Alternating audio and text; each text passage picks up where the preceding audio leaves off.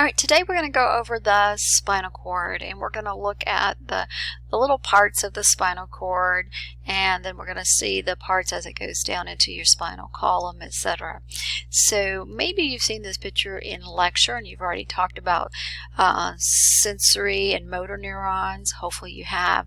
And so some of this hopefully will not be completely foreign to you. So let's go on. So I just have a very simple diagram that we sometimes use in lecture just to kind of let you know. Very basic. We have the yellow one here is a sensory neuron, and it's just showing a single neuron here, and the green one here is a motor neuron, and then in between this little guy that's connecting is called an interneuron, and it's transferring the information from the sensory to the motor, and it stays within this little, what looks like a butterfly is known as the gray matter. It may not look real gray to you on your screen, but this is the gray matter, and this little circle thing, this is where your spinal fluid is coming up. That's the central canal, and so this is the white matter. Again, it definitely doesn't look white. But the reason I wanted to bring this in, so you can see that the sensory comes in and then it's going to leave. But it's kind of important how it does that to the spinal cord. And the way it does is we get a gang. This is called a ganglion. Anytime you get a bunch of cell bodies that kind of gang up in one area, you get something called a ganglion. Ganglia is singular, ganglion is plural, so we'll be using that. Actually, I might have said that backwards. Ganglia is plural. Ganglion is singular. So this is a ganglion because it's just one. And I'm sorry that it's just showing one. This would be a bunch of nerves coming in, but to make this simple. So a bunch of nerves come in and these cell bodies gang up in this area. The sensory motor neuron is on the back side of the spinal cord that it comes in. So this is the dorsal side. And so that's why I'm stopping on this to show you that this is the dorsal side, and this over here would be the ventral side. So sensory goes in the dorsal side and the motor comes out the ventral side. So with that being said, I said this is a ganglion. This is known as the dorsal root ganglion. It helps you figure out what's the front and the back. It's going to help us name some stuff too. And so this is also the dorsal root ganglion. So if you find the dorsal root ganglion, life's good. And then once it leaves the dorsal root ganglion, this is known as the dorsal root. This is also known as the dorsal root. If this is the dorsal root, this is the ventral root. So dorsal root ganglion, dorsal root, ventral root. Where they combine together, see where we have both of them existing, that is the spinal nerve. So you have a lot of spinal nerves there, and so we got a spinal nerve here. As it goes back towards the back, then it's going to end up be calling a ramus. So as it goes this direction towards the back is the dorsal ramus, and then as it would come this way is the ventral ramus. But I'm not going to worry about ramuses because they're really hard for us to see on our models anyway. Alright, so that's just going to kind of get us an idea. And so you should have a picture like this that I did upload. So if you want to pause the video and print this out, or you can just watch, whatever you prefer.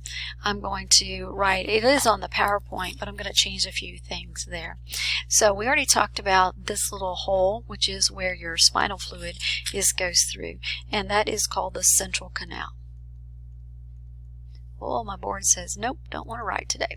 It's been doing too much chemistry. That is the central canal. Okay. And so let's go here. There's that bubble. There's another one back there that I've whited something out there. So let's go with this one. So that is the dorsal root ganglion. The dorsal root ganglion.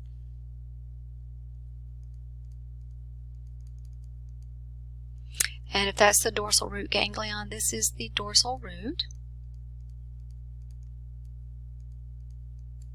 If this is the dorsal root, oh, I didn't take that one off of there. That is the ventral root. You do need to know that. And then where they come together, that is the spinal nerve.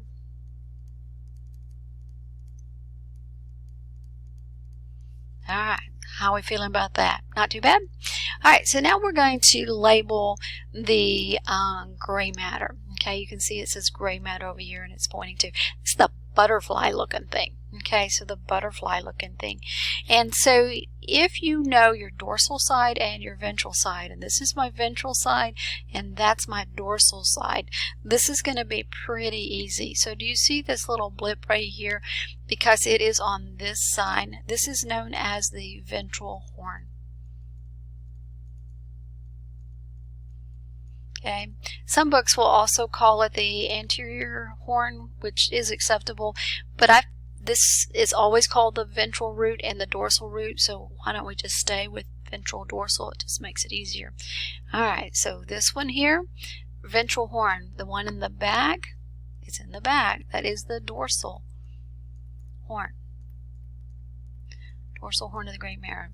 This little blip, you can see it better over here. You see this little blip over on the side of the butterfly? It would be going out to the sides. That is known as the lateral horn. Alright, so ventral horn, dorsal horn, lateral horn, central canal. Alright, so now we have the white matter, which is surrounding the butterfly there. And again, if you know the ventral and dorsal side, this is the dorsal side, so this is actually called the dorsal column. That's a C, sorry. The dorsal column. It also can be called the posterior column, also acceptable as posterior column, and it might say in your things to study posterior column. I am okay with either one. Okay, in fact, I think dorsal is easy just because you can just stay on the little dorsal, you know, you've got a dorsal horn, a dorsal column. So that's this whole area back here. And so this one is pointing to this entire area here. We're not worried about this fissure that's going up in between it. We're not worried about the commissures or anything like that. So all this right here, all this area right here is the ventral column. Or you could use the term anterior column, whichever you prefer. Okay, I think that's easier. And these little areas over here on the side, so this little area here and this little area here that we're referring to, that's over by the lateral horns, that is the lateral column. That is actually pretty easy, isn't it? Not too bad. Okay, so that's the parts. I am going to put one more thing. There's a thin layer on this, so I'm just going to say thin layer here.